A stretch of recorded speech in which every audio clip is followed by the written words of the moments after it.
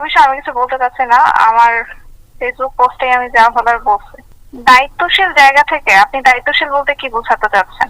আমি যখন দেখবো আমার দেশের উপর কোনো থ্রেট চলে আসতেছে, আমি মনে করবো আমার দেশকে বাঁচানোর জন্য আমার যতটুকু বলা উচিত সে বলাটাই আমার দায়িত্বশীলতা। ঠিক আছে, শোনেন আমি ফ্র্যাঙ্কলি বলি, আমি চাই না আমার দেশের দায়িত্বে মুক্তিযুদ্ধ বিরোধী কোনো শক্তি আসুক।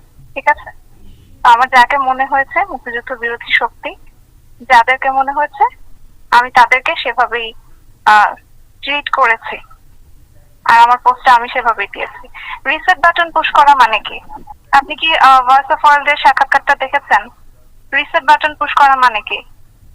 অতীত মুছে ফেলা মানে কি? আমাদের মুক্তিযুদ্ধ হচ্ছে মীমাংসিত সত্য, আমাদের জাতির পিতা বঙ্গবন্ধু, এগুলো সবই মীমাংসিত সত্য। রিসেট বাটন পুশ করে সব অতীত মুছে ফেলা, এটা মানে কি? এটা তো তাহলে আমি তো মনে করি যে আসলে মুক্তিযুদ্ধের বিরোধী শক্তি আমাদের দেশে এখন গভর্নমেন্ট হিসেবে আছে। তো আমি আমি আমার মনে হচ্ছে যে আমার দায়িত্বশীল জায়গা এটাই যে আমার দেশকে বাঁচাতে হবে। এর জন্য আমার পক্ষ থেকে যতটুকু বলা, আমি একজন সাধারণ মানুষ, সাধারণ মানুষ হিসেবে আমার যতটুকু বলা, আমি যদি এই পজিশনে নাও থাকতাম আমি এটা সেম পোস্টে দিতাম। ঠিক আছে, ব্যক্তি ব্যক্তি উর্মি এসব বিভিন্ন পরিচয় করার দরকার নাই।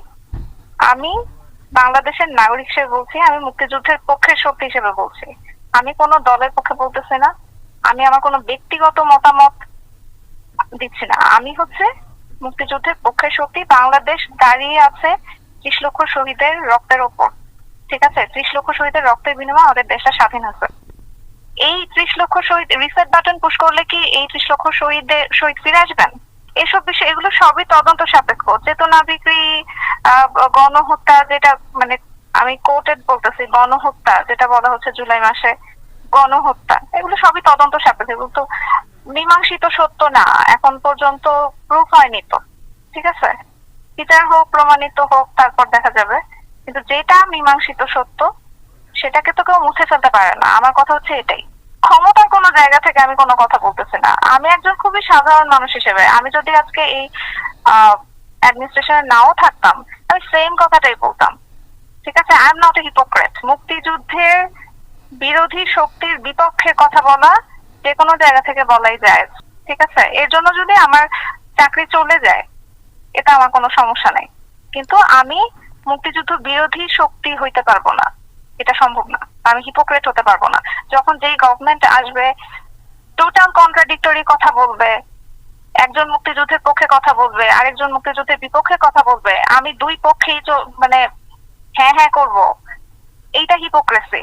ঠিক আছে, দুটা টোটাল কন্ট্রাডিক্টরি মতে আমি দুটাতেই একমত পোষণ করা, এটা হচ্ছে হিপোক্রেসি। আমি সবসময় একটা কথাই বলবো, আমি মুক্তিযুদ্ধের পক্ষের শক্তি এবং পক্ষের শক্তি হিসেবে যেভাবে কথা বলতে হয় আমি সেটাই বলবো।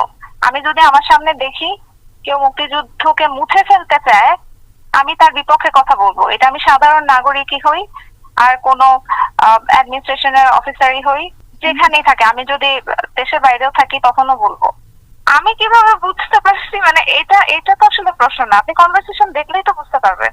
ঠিক আছে, কনভারসেশন দেখলে বুঝতে পারবেন কোন প্রশ্নের উত্তরে কোন অ্যান্সার।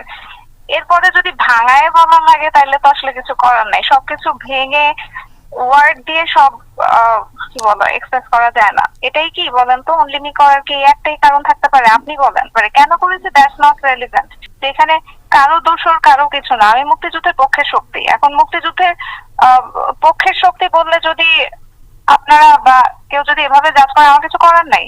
আমি আমি অলওয়েজ বলবো মুক্তিযুদ্ধের পক্ষের শক্তি। মুক্তিযুদ্ধকে আমি যদি একটা থ্রেটেনিং পর্যায়ে দেখি, কেউ থ্রেট হিসেবে দাঁড়িয়ে যাচ্ছে, মুক্তিযুদ্ধ ইতিহাস মুছে ফেলতে চায়, জাতির পিতাকে মুছে ফেলতে চায়, জাতির পিতার অবদান অস্বীকার করতে চায়, 15ই আগস্ট অস্বীকার করতে চায়, ধানমন্ডি 32 নম্বর অস্বীকার করতে চায়, পুড়িয়ে ফেলতে চায়, আমি তাদের বিরুদ্ধে কথা বলবো। আমি যেই জায়গায় থাকি না কেন, এখানে তো কারো দোষর এই ইয়াগুলো আসবে কেন? মানুষের কি মাথায় বুদ্ধি নাই নাকি? এখানে বঙ্গবন্ধু কোনো আওয়ামী লীগের বঙ্গবন্ধু কোনো আওয়ামী লীগের নেতা না, বঙ্গবন্ধু হচ্ছে সারা বাংলাদেশের মানুষের নেতা।